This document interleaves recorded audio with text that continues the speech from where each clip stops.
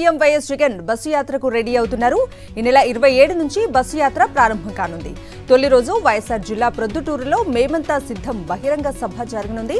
రెండవ రోజు నంద్యాల పార్లమెంట్లో వివిధ వర్గాలతో ముఖాముఖి, సాయంత్రం బహిరంగ సభలో పాల్గొననున్నారు వైఎస్ఆర్సీపీ అధినేత వైఎస్ జగన్మోహన్ రెడ్డి. మూడవ రోజు కర్నూలు పార్లమెంటులో బస్సు యాత్ర జరగనుంది.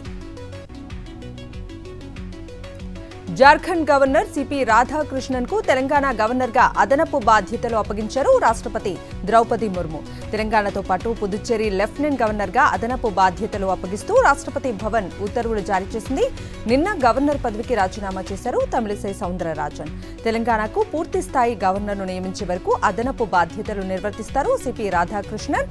లోక్సభ ఎన్నికల తర్వాత పూర్తి స్థాయి గవర్నర్ నియామకం జరిగే అవకాశం ఉంది. మాడుగుల నియోజకవర్గంలో తెలుగు తమ్ముళ్లు రోడ్డెక్కారు. ఎన్ఆర్ఐ పైలా ప్రసాద్ కు సీటు ఇవ్వొద్దంటూ నినాదాలు చేశారు. స్థానిక నేతలకే సీటు ఇవ్వాలంటూ డిమాండ్ చేశారు. పార్టీ టికెట్ కోట్ల రూపాయలకు అమ్ముకున్నారంటూ విమర్శలు చేశారు. పార్టీ కోసం కష్టపడిన వారికి అన్యాయం జరిగిందని ఆగ్రహం వ్యక్తం చేస్తున్నారు. మాడుగుల సీటుపై అధిష్టానం పునరాలోచన చేయాలని డిమాండ్ చేశారు. లేదంటే పార్టీకి రాజీనామా చేస్తామని టీడీపీ క్యాడర్ బాబును హెచ్చరించారు. చంద్రబాబు కుటిల రాజకీయం మరోసారి బట్టబయలైంది. మంగళగిరిలో టీడీపీ కూటమి మేనిఫెస్టోని ఇంటింటికి పంపడానికి లోకేష్ ప్లాన్ చేశారు. చెన్నై నుంచి డైరెక్ట్ పోస్ట్తో 1,80,000 మేనిఫెస్టో కాపీలను మంగళగిరి నియోజకవర్గ ప్రజలకు పోస్ట్ చేశారు. మేనిఫెస్టోపై బీజేపీ గుర్తు మాయమైంది. ఎన్నికల కోడ్ అమల్లో ఉండటంతో మేనిఫెస్టోలను పంపిణీ చేయకుండా పోస్టల్ శాఖ అధికారులు ఆపేశారు. మంగళగిరి పోస్ట్ ఆఫీసులో 23 బస్తాల్లో మేనిఫెస్టో కాపీలున్నాయి. ఎన్నికల అధికారులకు సమాచారం ఇస్తామని పోస్టల్ శాఖ అధికారులు వెల్లడించారు. విశాఖ ఎంపీ సీటు విషయంలో టీడీపీ బీజేపీ కూటమిలో విభేదాలు తలెత్తాయి. ఆ స్థానాన్ని తమకే కేటాయించాలంటూ బీజేపీ నేతలు డిమాండ్ చేస్తున్నారు. 2014లో విశాఖ సీటును బీజేపీయే గెలిచిందని, గత ఎన్నికల్లో టీడీపీ నుంచి పోటీ చేసిన భరత్ ఓటమి పాలయ్యారని ఏపీ బీజేపీ నేతలు గుర్తు చేస్తున్నారు. విశాఖ జిల్లాలో బీజేపీకే అత్యంత ప్రాధాన్యం ఉన్న నేపథ్యంలో ఈ సీటు తమకే కేటాయించాలని బీజేపీ నేతలు డిమాండ్ చేస్తున్నారు. కాకినాడ జిల్లా పిఠాపురంలో టీడీపీ ఇన్ఛార్జ్ వర్మ పరిస్థితి మళ్లీ మొదటికొచ్చింది. పవన్ ను గెలిపించాలంటే తనకు స్వేచ్ఛను ఇవ్వాలని వర్మ స్పష్టం చేశారు. జనసేనతో తనకున్న విభేదాలను బయటపెట్టారు. టీడీపీ నుంచి గెంటేసిన వాళ్లు టీడీపీ నుంచి కొనుక్కున్న వాళ్లే జనసేనలో ఉన్నారంటూ విమర్శించారు. వాళ్లే తనను హత్య కేసులో ఇరికించేందుకు ప్రయత్నించారని ఆరోపించారు. వర్మ వ్యాఖ్యలు కలకలం రేపుతుండగా పవన్ గెలుపు కష్టమేననే చర్చ నడుస్తోంది. విశాఖ సౌత్ నియోజకవర్గంలో మరోసారి విభేదాలు బయటపడ్డాయి. వంశీకి వ్యతిరేకంగా కార్యకర్తలు నినాదాలు చేస్తున్నారు. వంశీకి సీటు వద్దంటూ నిరసనలు వెల్లువెత్తుతున్నాయి. వంశీ వద్దు, జనసేన ముద్దు అంటూ ప్లకార్డులు ప్రదర్శిస్తున్నారు. స్థానికులకే సీటు ఇవ్వాలంటూ డిమాండ్ చేస్తూ పెద్ద ఎత్తున ఆందోళనలు చేస్తున్నారు. వీరి ఆందోళనలతో పరిస్థితి ఉద్రిక్తంగా మారింది. విజయవాడ పశ్చిమ నియోజకవర్గంలో రచ్చరచ్చ నడుస్తోంది. టికెట్ జనసేనకి కేటాయించాలని పోతిన మహేష్ ఆందోళన చేస్తుంటే బీజేపీకే ఇవ్వాలని ఆ పార్టీ నేతలు ఆత్మీయ సమావేశాలు నిర్వహిస్తున్నారు. వైశ్య సామాజిక వర్గానికి టికెట్ కేటాయించాలని వక్కలగడ్డ భాస్కర్రావు ఆధ్వర్యంలో ఆత్మీయ సమావేశం నిర్వహించారు. పోతిన మహేష్ కు టికెట్ కేటాయించాలని వెస్ట్లో నగరాల సామాజిక వర్గ నేతలు సాయంత్రం ఆత్మీయ సమావేశం నిర్వహించనున్నారు. మైలవరం నియోజకవర్గ టీడీపీలో సీన్ రివర్స్ అయింది.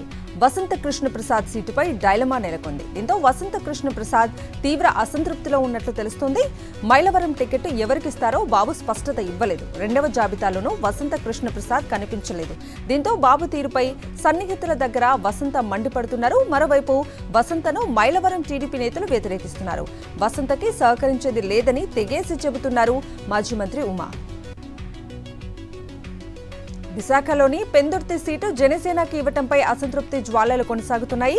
మాజీ మంత్రి బండారుకు సీటు ఇవ్వాలని టీడీపీ కార్యకర్తలు నిరసన వ్యక్తం చేస్తున్నారు. బైక్ ర్యాలీతో బల ప్రదర్శనకు దిగారు. ఇప్పటికే అసమ్మతి నేతలతో బండారు సమావేశమయ్యారు. భవిష్యత్తు కార్యాచరణపై చర్చించారు. 2-3 రోజుల్లో మీడియా ముందుకు వస్తారని తెలుస్తోంది. పెందుర్తి సీటు ఇవ్వకపోవడంపై బండారు అసంతృప్తిలో రగిలిపోతున్నారు. ఏపీ బీజేపీ టికెట్ల పంచాయతీ ఢిల్లీకి చేరింది. ఢిల్లీ పెద్దలను ఏపీ బీజేపీ సీనియర్ నేతలు కలిసి టీడీపీ నుంచి వచ్చిన వారికి ప్రాధాన్యత ఇస్తున్నారని ఫిర్యాదు చేశారు. టీడీపీ ఓడిపోయిన సీట్లను బీజేపీకి అంటగడుతున్నారని ఫిర్యాదులో తెలిపారు. బీజేపీ సీట్లపై బాబు పెత్తనం ఏంటని ఆ పార్టీ సీనియర్లు ఆగ్రహం వ్యక్తం చేస్తున్నారు. బీజేపీ సీనియర్ల ఫిర్యాదుతో ఆ పార్టీ ఏపీ అధ్యక్షురాలు పురంధేశ్వరి ఢిల్లీకి వెళ్లారు. నంద్యాల జిల్లా నందికొట్కూరులో ముస్లిం ఓటర్లను టీడీపీ నేతలు ప్రలోభాలకు గురి చేస్తున్నారు. టీడీపీ నంద్యాల ఎంపీ రేసులో ఉన్న డాక్టర్ బైరెడ్డి శబరమ్మ, ఆయన తండ్రి బైరెడ్డి రాజశేఖర్ రెడ్డి ముస్లిం ఓటర్లను ప్రలోభాలకు గురి చేస్తున్నారు. నందికొట్కూరులోని హాజీనగర్, మారుతినగర్, శాంతి టాకీస్, బైరెడ్డి నగర్ కాలనీలో రంజాన్ తోఫా పేరుతో టీడీపీ నేతలు ముస్లిం మహిళలకు ఇంటింటికి వెళ్లి చీరలను పంపిణీ చేస్తున్నారు. కర్నూలు జిల్లా ఎమ్మిగనూరులో వైఎస్ఆర్సీపీ అభ్యర్థి బుట్టా రేణుక ప్రచారం జోరుగా సాగుతోంది. ఎమ్మిగనూరులోని 24వ వార్డులో బుట్టా రేణుక పర్యటించిన ఇంటింటికి వెళ్లి సంక్షేమ పథకాల గురించి ఆరా తీశారు. సీఎం జగన్ ఇచ్చిన హామీలను 98% అమలు చేశారని, దీంతో ప్రజల నుంచి మంచి స్పందన లభిస్తుందన్నారు బుట్టా రేణుక. కర్నూలు జిల్లా ఆలూరు మండలం కరిడిగుట్టం ముద్దనగేరిలో వైఎస్ఆర్సీపీ అభ్యర్థి విరూపాక్షి ఎన్నికల ప్రచారం జోరుగా సాగుతోంది. గ్రామంలో గడప గడపకు తిరుగుతూ ఉండగా ఎమ్మెల్యే అభ్యర్థికి అపూర్వ ఘన స్వాగతం పలుకుతున్నారు. సంక్షేమ పథకాలే మమ్మల్ని గెలిపిస్తాయి అన్నారు. ఇంటింటికి సంక్షేమ పథకాలు ఇచ్చిన నాయకుడికే మేము పట్టం కడతాము అన్నారు. సీఎం జగన్ పేదలకు అమరావతిలో ఇంటి స్థలం కేటాయిస్తే చంద్రబాబు కోర్టుకు వెళ్లి అడ్డుకున్నారని విమర్శించారు మాజీ మంత్రి ఎమ్మెల్యే వెల్లంపల్లి శ్రీనివాస్. పేదవారిని అణగదొక్కే వ్యక్తి చంద్రబాబు అని ఆరోపించారు. టీడీపీ నేత బోండా ఉమ్మకి ఓటు అడిగే అర్హత లేదన్నారు. విజయవాడ సత్యనారాయణపురంలో వెల్లంపల్లి పర్యటించి స్థానిక సమస్యలను అడిగి తెలుసుకున్నారు. వైఎస్ఆర్సీపీ ప్రభుత్వంలో చేసిన అభివృద్ధి వల్ల తమ ప్రాంతం రూపురేఖలు మారాయంటున్నారు విజయవాడ తూర్పు నియోజకవర్గ ఇన్ఛార్జ్ దేవినేని అవినాష్. 18వ డివిజన్లో ఎన్నికల ప్రచారంలో పాల్గొన్న దేవినేని అవినాష్ ఇంటింటికి వెళ్లి ఓట్లను అభ్యర్థించారు. సీఎం జగన్ చేసిన అభివృద్ధి కార్యక్రమాలే తనను గెలిపిస్తాయన్నారు. సీఎం రేవంత్ రెడ్డికి బీజేపీ ఎంపీ బండి సంజయ్ లేఖ రాశారు. రజాకార్ సినిమాను ప్రోత్సహించాలని సీఎంను బండి సంజయ్ లేఖలో కోరారు. రజాకార్ సినిమాకు వినోద పన్ను రాయితీ అందించాలని విజ్ఞప్తి చేశారు. రజాకార్ల రాక్షస పాలనపై మహనీయులు పోరాడిన చరిత్ర నేటి తరానికి తెలియజేయాల్సిన బాధ్యత ప్రభుత్వంపై ఉందన్నారు. వీలైనంత ఎక్కువగా థియేటర్లలో ప్రదర్శించేలా చర్యలు తీసుకోవాలని బండి సంజయ్ లేఖలో కోరారు. తెలుగు రాష్ట్రాల్లో వర్షాలు పడనున్నట్లు వాతావరణ శాఖ తెలిపింది. ఇవాళ ఏపీలోని కోస్తా, రాయలసీమ, తెలంగాణలోని హైదరాబాద్, ఉమ్మడి మహబూబ్ నగర్ జిల్లాలో వర్షాలు, వడగళ్ల వర్షాలు కురిసే ఛాన్స్ ఉందని తెలిపింది. జార్ఖండ్, ఒడిశా మీదుగా ఉత్తర కోస్తా వరకు ద్రోణి ఉండటంతో ఈ నెల 21 వరకు తెలుగు రాష్ట్రాల్లో వర్షాలు కురవనున్నాయి. ఇక 3 రోజుల పాటు ఉత్తర తెలంగాణకు వర్ష సూచన, కోస్తాంధ్రలో పిడుగులతో కూడిన వర్షాలు పడనున్నట్లు అధికారులు వెల్లడించారు. హైదరాబాద్ లో వాతావరణం ఒక్కసారిగా మారింది. కూల్ వెదర్ వచ్చేసింది. కొన్ని రోజులుగా మండే ఎండలతో ఇబ్బంది పడిన జనం చల్లటి గాలులతో ఎంజాయ్ చేస్తున్నారు. హైదరాబాద్ సిటీలోని కొన్ని ప్రాంతాల్లో చిరుజల్లులు పడుతున్నాయి. మియాపూర్, చందానగర్, కూకట్పల్లి ప్రాంతాల్లో జల్లులు పడ్డాయి. ఎండాకాలం ప్రారంభంలోనే మండే ఎండలతో బెంబేలెత్తిన జనానికి ఇది కొంచెం రిలీఫ్. మరో 3-4 రోజులు ఇలాంటి కూల్ వెదర్ హైదరాబాద్ సిటీలో ఉంటుందని వాతావరణ శాఖ ప్రకటించింది. ఏపీలోని కోస్తా మీదుగా కొనసాగుతున్న ద్రోణి ప్రభావంతో 2 రోజుల పాటు వర్షాలు కురిసే ఛాన్స్ ఉన్నట్లు విశాఖ తుఫాను హెచ్చరిక కేంద్రం డైరెక్టర్ సునంద్ తెలిపారు. ద్రోణి ప్రభావం ఉత్తర కోస్తాపై ఉందని, 2 రోజుల పాటు ఉష్ణోగ్రతలు తగ్గుముఖం పడతాయని స్పష్టం చేశారు. ఇక అక్కడక్కడ మోస్తారు వర్షాలు కురుస్తాయని, 1-2 చోట్ల భారీ వర్షాలు కురిసే అవకాశం ఉందన్నారు. వరంగల్ జిల్లాలో అకాల వర్షంతో మిర్చి పంట తడిసి ముద్దైంది. చిట్యాల మండలం జడలుపేట గ్రామంలో రాత్రి కురిసిన అకాల వర్షంతో రైతులు కల్లాల్లో వేసిన మిర్చి తడిచిపోవడంతో ఆవేదన వ్యక్తం చేస్తున్నారు. ప్రభుత్వం తడిసిన మిర్చి కొనుగోలు చేసి నష్టపరిహారం చెల్లించాలని రైతులు కోరుతున్నారు. నెల్లూరు జిల్లా పొదలకూరులో క్షుద్ర పూజలు కలకలం రేపుతున్నాయి. తాటిపర్తి గ్రామంలో పాఠశాలకు వెళ్లే దారిలో క్షుద్ర పూజలు చేసిన ఆనవాళ్లను చూసిన స్థానికులు, విద్యార్థులు తీవ్ర భయాందోళనకు గురవుతున్నారు. ఓ కుర్చీని పెట్టి చుట్టూ పసుపు కుంకుమ చల్లి క్షుద్ర పూజలు చేసినట్లు గుర్తించారు. క్షుద్ర పూజలకు పాల్పడిన వ్యక్తిని గ్రామస్తులు నిలదీసి పోలీసులకు అప్పగించారు. ఉప్పల్లో JV Builders real estate company చేతులెత్తేసింది. తమ కంపెనీలో పెట్టుబడులు పెడితే అధిక వడ్డీ ఆశ చూపి భారీగా డబ్బులు వసూలు చేశారు. బాధితులను మోసం చేసి కంపెనీ యజమానులు వేలూరు లక్ష్మీనారాయణ, జ్యోతి దంపతులు పరారయ్యారు. 1,00,000 కడితే నెలకు 14,000 చొప్పున 10 నెలలు ఇస్తామని కంపెనీ ఆశ చూపారు. లక్షల్లో బాధితులు పెట్టుబడులు పెట్టారు. అమాయకులను మోసం చేసి దాదాపు 500 కోట్ల రూపాయలు వసూలు చేసినట్లు తెలుస్తోంది. హైదరాబాద్ మూసాపేటలో కంటైనర్ బీభత్సం సృష్టించింది. మూసాపేట మెట్రో స్టేషన్ వద్ద డివైడర్ పైకి కంటైనర్ దూసుకెళ్లింది. మూసాపేట వైపు నుంచి కూకట్పల్లి వైపుకు వెళ్తుండగా ఒక్కసారిగా మెట్రో స్టేషన్ డివైడర్ ను కంటైనర్ ఢీకొట్టింది. ఘటన తర్వాత కంటైనర్ ను వదిలి డ్రైవర్ పారిపోయాడు. కేసు నమోదు చేసుకున్న పోలీసులు దర్యాప్తు చేస్తున్నారు. విశాఖ దువ్వాడలోని ఎంవివి పార్క్ వద్ద ఒక బైక్ తగలబడింది. నిలిచి ఉన్న బైక్ మంటలు అంటుకున్న వెంటనే సెక్యూరిటీ సిబ్బంది మంటలను ఆర్పే ప్రయత్నం చేశారు. కానీ అప్పటికే అగ్నికిలలు ఎగిసిపడటంతో బైక్ పూర్తిగా దగ్ధమైంది. భారీగా మంటలు, దట్టమైన పొగ వ్యాపించడంతో అక్కడి అపార్ట్మెంట్ వాసులు భయభ్రాంతులకు గురయ్యారు. పార్వతీపురం మన్యం జిల్లా ఖడ్గవలసలో చోరీ కేసును పోలీసులు ఛేదించారు. 78 తులాల బంగారం చోరీ కేసులో బొబ్బిలికి చెందిన నారాయణరావు అనే నిందితుడిని అదుపులోకి తీసుకున్నట్లు తెలిపారు. నిందితుడి నుంచి 19 తులాల బంగారాన్ని స్వాధీనం చేసుకున్నారు. ఈ కేసులో మరో 6 పరారీలో ఉన్నారని, వారిని త్వరలోనే పట్టుకుంటామని ఎస్పీ విక్రాంత్ స్పష్టం చేశారు. ఢిల్లీ మద్యం కేసులో అరెస్టైన బీఆర్ఎస్ ఎమ్మెల్సీ కవిత మరోసారి సుప్రీంకోర్టును ఆశ్రయించారు. ఈడీ అక్రమ అరెస్ట్, రిమాండ్ను సవాల్ చేస్తూ పిటిషన్ దాఖలు చేశారు. అంతకుముందు గతేడాది సుప్రీంకోర్టులో వేసిన పిటిషన్ను ఉపసంహరించుకున్నారు కవిత. ఈడీ జారీ చేసిన సమన్లను సవాలు చేస్తూ గతేడాది మార్చి 14న ఈ పిటిషన్ దాఖలు చేశారు. ప్రస్తుతం ఈడీ అరెస్టు చేసినందున రిట్ పిటిషన్పై విచారణ అవసరం లేదని భావించి వెనక్కి తీసుకున్నారు. పిటిషన్ ఉపసంహరణకు justice Bela Trivedi, justice Pankaj Mithal bench అనుమతిచ్చింది.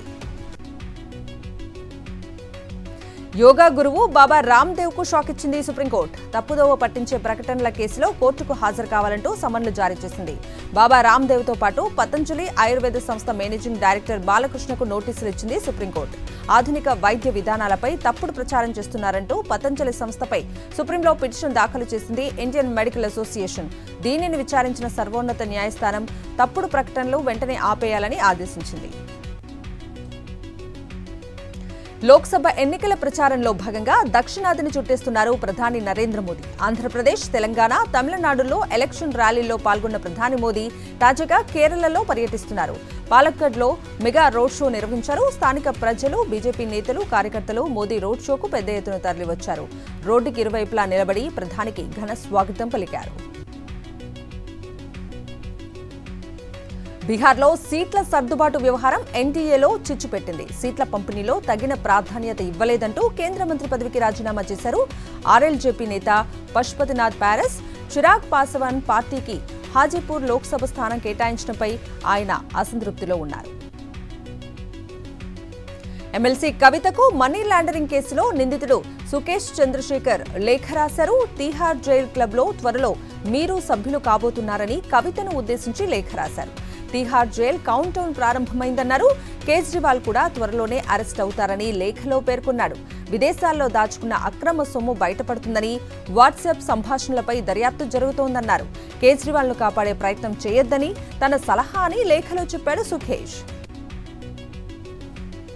ఛత్తీస్గఢ్లో మావోలకు పెద్ద ఎదురుదెబ్బ తగిలింది. 4 మావోయిస్టు అగ్రనేతలు పోలీసుల ఎన్కౌంటర్లో హతమయ్యారు. ఛత్తీస్గఢ్, మహారాష్ట్ర సరిహద్దులో ఈ ఘటన జరిగింది. డీవీసీ సభ్యుడు వర్గీష్, డీవీసీ మంగాతు, ప్లాటూన్ సభ్యులు కుర్సం రాజు, వెంకటేష్ మరణించారని పోలీసులు వెల్లడించారు. ఘటనా స్థలంలో ఒక AK-47, ఒక కార్బైన్, 2 పిస్టల్స్తో సహా భారీ మొత్తంలో పేలుడు పదార్థాలను స్వాధీనం చేసుకున్నారు. తాలిబన్ల ఏలుబడిలో ఉన్న ఆఫ్ఘనిస్తాన్పై వైమానిక దాడులతో విరుచుకుపడింది పాకిస్తాన్ ఆర్మీ. పక్తికా కోస్ట్ ప్రావిన్స్ లో ఈ ఎయిర్ స్ట్రైక్స్ జరిగాయి. సాధారణ పౌర నివాసాలే లక్ష్యంగా పాకిస్తాన్ దాడులకు పాల్పడింది. ఈ దాడుల్లో మొత్తం 8 మంది చనిపోయారు. వారిలో చిన్నారులు, మహిళలు కూడా ఉన్నారు. పాక్ వైమానిక దాడులను తీవ్ర స్థాయిలో ఖండించింది. ఇస్లామిక్ ఎమిరేట్స్ ఆఫ్ ఆఫ్ఘనిస్తాన్ తగిన గుణపాఠం చెబుతామని హెచ్చరించింది. అంతర్జాతీయ మార్కెట్ల నుంచి వచ్చిన నెగటివ్ ట్రెండ్స్ తో స్టాక్ మార్కెట్లు నష్టాల్లో ట్రేడ్ అవుతున్నాయి. సెన్సెక్స్ 729 పాయింట్ల నష్టంతో 72,019 పాయింట్ల వద్ద ట్రేడ్ అవుతోంది. నిఫ్టీ 241 పాయింట్ల నష్టంతో 21,814 పాయింట్ల వద్ద ట్రేడ్ అవుతోంది. ఇక సెక్టార్ సూచీల్లో ఆయిల్ అండ్ గ్యాస్ 2.12%, పవర్ సూచీలో 2.12%, రియాలిటీ సూచీలో 1.65%, సర్వీస్ సూచీలు 1.30% నష్టపోతున్నాయి. నిఫ్టీ టాప్ గెయినర్స్ లిస్ట్ లో బజాజ్ ఫైనాన్స్ 1.42%, బజాజ్ ఆటో 0.72%, భారతి ఎయిర్టెల్ 0.46% లాభపడుతున్నాయి. ఇన్ఫోసిస్ సహ వ్యవస్థాపకుడు నారాయణమూర్తి తన మనవడు ఏకాగ్రహ్ రోహన్ మూర్తికి ఖరీదైన గిఫ్ట్ ఇచ్చారు. ఏకంగా కంపెనీలో 15 లక్షల షేర్లను అతని పేరు మీద రిజిస్టర్ చేశారు. వీటి విలువ సుమారు 240 కోట్లు ఉంటుందని మార్కెట్ వర్గాలు అంచనా. కంపెనీలో తన వాటా షేర్లలో కొన్నింటిని మనవడికి బహుమతిగా ఇచ్చినట్లు బీఎస్ఈ ఫైలింగ్ లో వెల్లడించారు. నారాయణమూర్తికి ఇన్ఫోసిస్ లో 0.40% వాటా ఉంది. ఆయన వద్ద 1.51 కోట్ల కంపెనీ షేర్లు ఉన్నాయి. ఐటీ రంగం ఆకర్షణీయ వృద్ధి బాట పట్టేందుకు ఇంకా సమయం పట్టే అవకాశం ఉందనే అంచనాలు వెలువడుతున్నాయి. ప్రస్తుత ఆర్థిక సంవత్సరంలో పోల్చితే వచ్చే ఆర్థిక సంవత్సరంలో మెరుగైన పరిస్థితి ఉంటుందనే అంశమే కాస్త ఊరట కలిగిస్తోంది. ప్రస్తుత ఆర్థిక సంవత్సరంలో మొదటి 9 నెలల కాలానికి దేశీయ ఐటీ సేవల పరిశ్రమ 2% వృద్ధి కనబరిచింది. వచ్చే ఆర్థిక సంవత్సరంలో 3 నుంచి 5% వృద్ధి నమోదు కావచ్చని కన్సల్టింగ్ సేవల సంస్థ ఇక్రా అంచనా వేసింది. 2022-23 ఆర్థిక సంవత్సరం మొదటి 9 నెలల్లో ఇక్రా పరిశీలనలోని ఐటీ కంపెనీలు 9.2% వృద్ధి నమోదు చేశాయి. విదేశీ ప్రత్యక్ష పెట్టుబడులు ఆకట్టుకోవడంలో బీమా రంగం దూసుకుపోతోంది. గడిచిన 9 ఏళ్లలో ఈ రంగంలోకి అక్షరాల 54,000 కోట్ల విదేశీ పెట్టుబడులు వచ్చాయి. బీమా రంగంలోకి వచ్చే ఎఫ్డీఐల నిబంధనలను మరింత సరళతరం చేయటమే ఇందుకు కారణమని ఆర్థిక సేవల కార్యదర్శి వివేక్ జోషి తెలిపారు. 2014లో బీమా రంగంలోకి ఎఫ్డీఐల పరిమితిని 26% పెంచిన మోదీ సర్కార్ ఆ మరుసటి ఏడాది 49% సవరించింది. విదేశీ పెట్టుబడులకు రాచబాటను వేస్తున్న కేంద్ర సర్కార్ 2021లో ఏకంగా ఎఫ్డీఐల పరిమితిని 74% పెంచింది. దీంతో విదేశీ సంస్థలు భారీగా నిధులు కుమ్మరిస్తున్నారు.